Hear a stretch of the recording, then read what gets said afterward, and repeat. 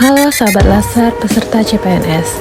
Perkenalkan, saya Nita Deswita, peserta Latsar CPNS PPSDM Regional Bandung, Angkatan 35 Kelompok 1. Pada video kali ini, kita akan membahas tentang analisis isu efektivitas kinerja individu berdasarkan tupoksi. Nah, untuk lebih jelasnya, silakan simak video berikut ya. Semoga bermanfaat. Sebelum kita masuk pada inti permasalahannya, terlebih dahulu kita akan membahas tentang isu kontemporer, di mana isu kontemporer adalah suatu pokok persoalan yang terjadi pada masa sekarang dan yang akan menjadi trending. Nah, kita akan masuk pada analisis isu efektivitas kinerja individu berdasarkan tupoksi. Sekarang saya bekerja sebagai perawat di salah satu rumah sakit daerah. Ruangan tempat bekerja saya adalah ruangan IGD. Di ruangan tempat saya bekerja ada beberapa masalah yang bisa diambil.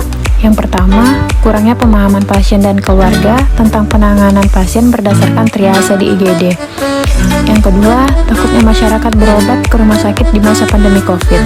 Yang ketiga, pencatatan pasien di IGD yang masih menggunakan dengan cara manual. Nah, setelah kita mengetahui beberapa isu masalah, kemudian kita akan masuk pada tahap analisis masalah dengan metode WSG. Metode WSG itu sendiri terdiri dari U, yaitu urgensi, yang artinya seberapa mendesak isu tersebut harus dibahas, ditindaklanjuti, dan dianalisis. Kemudian S, yaitu seriousness, yang artinya seberapa serius suatu isu harus dikaitkan dengan akibat yang akan ditimbulkan. Kemudian ada grow, yang artinya seberapa besar kemungkinan memburuknya isu tersebut jika tidak ditangani dengan segera. Setelah kita melakukan scoring dengan metode WSG, maka didapatkan masalah dengan scoring tertinggi, yaitu pencatatan pasien di IGD yang masih menggunakan dengan cara manual.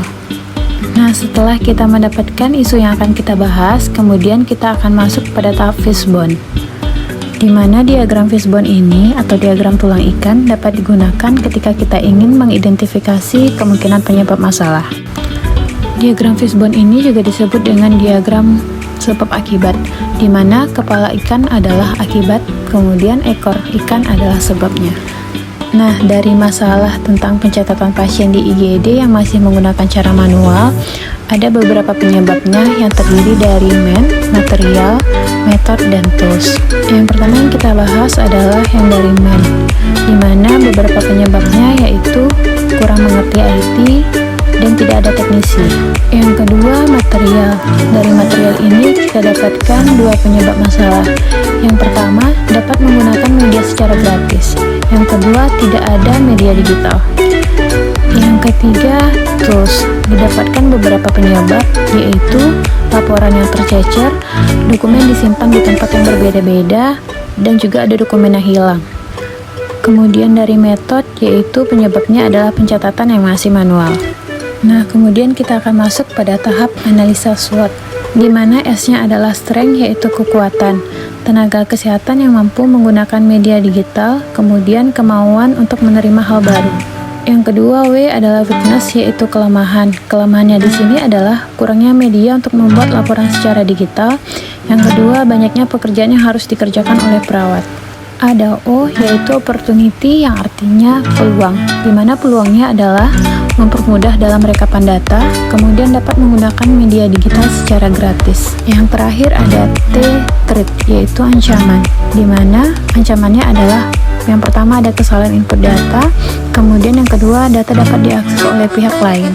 Nah, pada masalah yang telah kita bahas di atas, yaitu tentang pencatatan pasien di IGD masih menggunakan cara manual, kemudian kita akan masuk pada tabel alternatif penyelesaian masalah, di mana pada tabel alternatif penyelesaian masalah ini, alternatif penyelesaiannya adalah melakukan pencatatan pasien dengan menggunakan media digital. Kemudian tahapan setiap alternatif, yang pertama, membuat media digital yang mudah dimengerti dan dapat digunakan oleh perawat di IGD. Yang kedua, melakukan input data pasien yang sesuai. Hasil yang diharapkan adalah dapat mempermudah perawat dalam menghitung jumlah pasien, baik itu per hari, per bulan, dan per tahun dengan cepat. Yang kedua, dapat membantu meringankan tugas perawat. Para pihak yang terkait, yang pertama ada kepala ruangan, yang kedua ada ketua tim, yang ketiga ada penanggung jawab shift, yang ketiga ada perawat pelaksana di ruangan IGD. Nah, sekian pembahasan kita pada video kali ini. Semoga video ini bermanfaat ya.